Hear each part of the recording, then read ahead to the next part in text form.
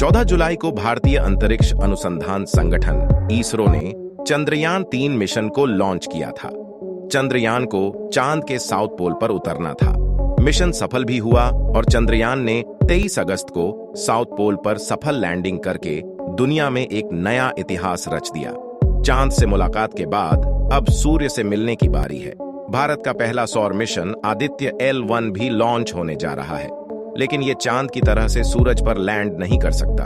इसका कारण है कि सूरज का तापमान इतना ज्यादा है कि पृथ्वी की कोई भी चीज उसे बर्दाश्त नहीं कर सकती।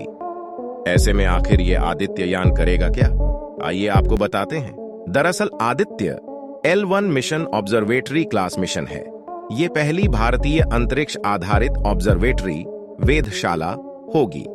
अब तक हम जो भी अध्ययन सूरज को लेकर करते आए हैं, वो सभी दूरबीन की मदद से किए हैं। ये दूरबीनें कोडाईकनाल या नैनीताल के एरीज जैसी जगहों पर लगी हैं, लेकिन हमारे पास स्पेस में टेलीस्कोप नहीं है।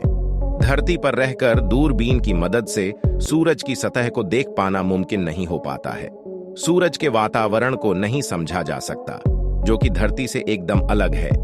कोरोना आखिर इतना गर्म क्यों होता है, इसकी पूरी जानकारी नहीं है। ऐसे तमाम सवाल जिनका जवाब धरती से नहीं मिल सकता, वो अब अंतरिक्ष में जाकर मिलेगा। भारत का आदित्य यान L1 पॉइंट में रहकर सूरज की गतिविधियों पर 24 घंटे निगाह रखेगा और ग्राउंड स्टेशन पर फोटोग्राफ्स भेजेगा।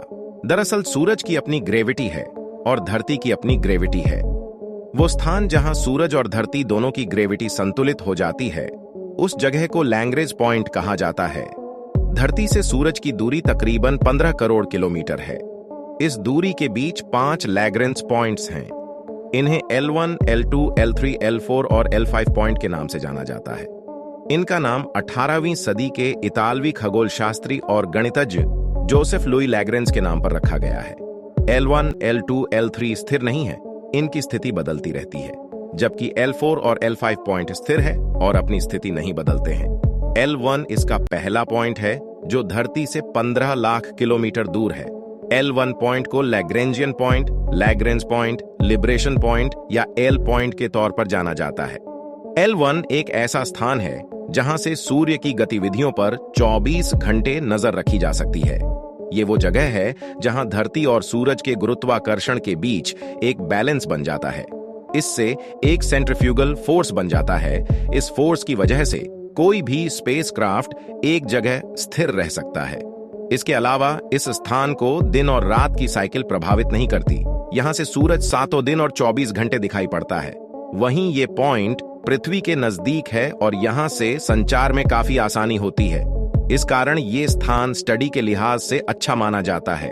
आदित्य L1 का मकसद काया है सूर्य के आसपास के वायुमंडल का अध्ययन करना, क्रोमोस्फेरिक और कोरोनल हीटिंग की स्टडी करना, फ्लेयर्स पर रिसर्च करना, सौर कोरोना की भौतिकी और इसका तापमान को मापना, कोरोनल और कोरोनल लूप प्लाज्मा का निदान करना, इसमें तापमान, वेग और घनत्व की जानकारी निकालना, सूर्य के आसपास हवा की उत्पत्ति, संरचना और गतिशीलता को जांचना। यही आदित्य L1 का मकसद है। अब आपका सवाल होगा कि श्रीहरिकोटा से ही से रॉकेट लॉन्च क्यों करते हैं? श्रीहरिकोटा से रॉकेट लॉन्च करने का एक कारण ये भी है कि ये आंध्र प्रदेश से जुड़ा एक द्वीप है, जिसके दोनों ओर समुद्र है। ऐसे में लॉन्चिंग के बाद किसी रॉकेट के अवशेष सीधे समुद्र में गिरते हैं। इसके अलावा अगर मिशन को किसी तरह का खतरा होता है, तो उसे समुद्र की ओर मोड़कर जनहानि से बचा जा सकता है। इसके अलावा यहाँ का मौसम भी इस जगह की खासियत है। बारिश के मौसम को छोड़ दें तो यहाँ ज्यादातर मौसम एक जैसा ही रहता है।